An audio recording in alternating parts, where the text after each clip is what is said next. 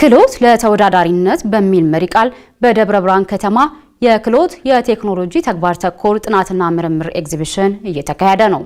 በኤግዚቢሽኑ በግል ከ1.5 ሚሊዮን ብር በላይ ገንዘብ ያስመዘገቡ 162 ኢንተርፕራይዞች የደረጃ ሽግግር ያደርጋሉ ተብሏል።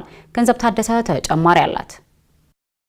ክህሎት መር የሆነ የስራ ፈጠራና የቴክኖሎጂ ልማትን በልዩ ሁኔታ ተግባራዊ ለማድረግ እየሰራ የሚገኘው የአማራ ክልል ስራና ስልጠና ቢሮ ለ8ኛ ጊዜ ክልል አቀፍ የክህሎት ቴክኖሎጂ ተግባር ተኮር የጥናትና ምርምርና ኢንተርፕራይዝ ሽግግር ኤግዚቢሽንና ባዛር በደብረ ብርሃን ከተማ እያካሄደ ይገኛል። የክልሉ ስራና ስልጠና ቢሮ ኃላፊ አቶ አረጋ ከበደ ክህሎት ለተወዳዳሪነት በሚል መሪ መልእክት እየተከናወነ የሚገኘው የክህሎትና የቴክኖሎጂ ውድድር ምርጥ ቴክኖሎጂዎች የሚለዩበትና የደረጃ ሽግግር ለኢንተርፕራይዞች የሚደረግበትም ነው ብለዋል። በአነስተኛ መብቃት ወደ ጀማሪ መካከለኛ የተሸጋገሩ 126 አምራች ኢንተርፕራይዞችን ቀጣይነት ወዳለው እድገታቸው ድጋፍ ያገኙ ዘንድ ቢሮአችን ለአማራ ብሔራዊ ክልላዊ መንግስት ኢንዱስትሪና ኢንቨስትመንት ቢሮ የሚያስረክባቸው ይሆናል።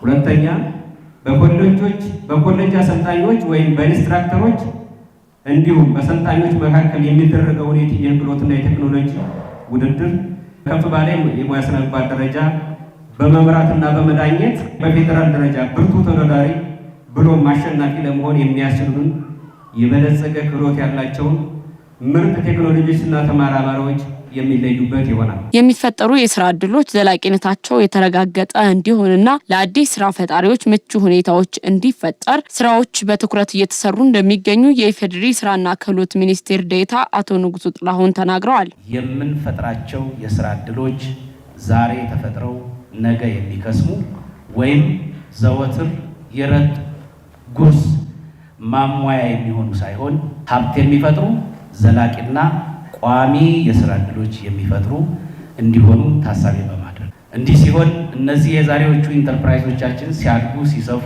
የያዙትን ቦታ የመንግስት ነውና የሌሎች ኢንተርፕራይዞች መፈልፈያ እንዲሆን ይሄንን ኃላፊነት የሚረከቡ ኢንተርፕራይዞች ናቸው። ከኢንተርፕራይዝ ወደ መካከለኛ ኢንዱስትሪ የተሸጋገሩ ስራ ፈጣሪዎች የተሻለ ሀብት እንዲያካብቱ የቴክኒክና ሙያና ሌሎች አጋር ተቋማት ሚናቸው የጎላ እንደነበረም አንስተዋል። ትንሳኤ ሀብታምና ጓደኞቻቸው ዘመናዊና ባህላዊ ልብስ ስፌት ቦታውን በማቅረብ በጥቃቅንና አነስተኛ ተገንብቶ ያለ ሸድ አለ። እሱን ቦታ ሰጡን። ቀጥሎ ደግሞ ዋሊያ ካፒታል እቃ አቅራቢዎች አለ።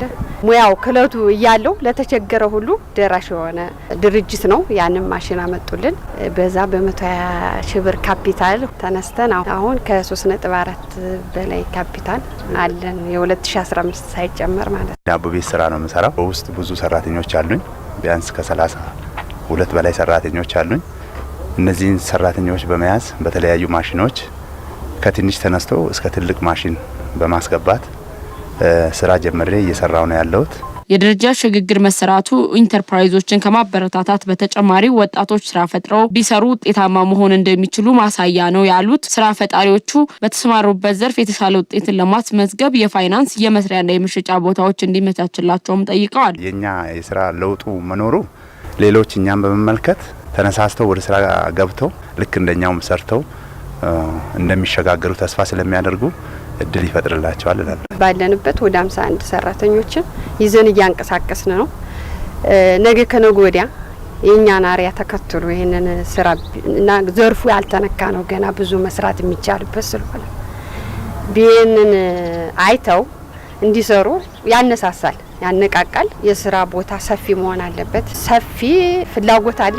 ያን ለማርካት በሰፊው ለመስራት የቦታ አቅርቦት፣ የብድር አቅርቦት ያስፈልጋል። የክልሉ ኢንዱስትሪ ኢንቨስትመንት ቢሮ ዘላቂነት ያለው ኢንዱስትሪ ልማትን ለማፋጠን ለሚሸጋገሩ ኢንተርፕራይዞች ጭምር ምቹ ሁኔታዎችን ለመፍጠር እንደሚሰራ ገልጿል። ኤግዚቢሽንና ባዛሩ ከግንቦት 6 ጀምሮ ለተከታታይ 4 ቀናት የሚቆይ ይሆናልም ተብሏል።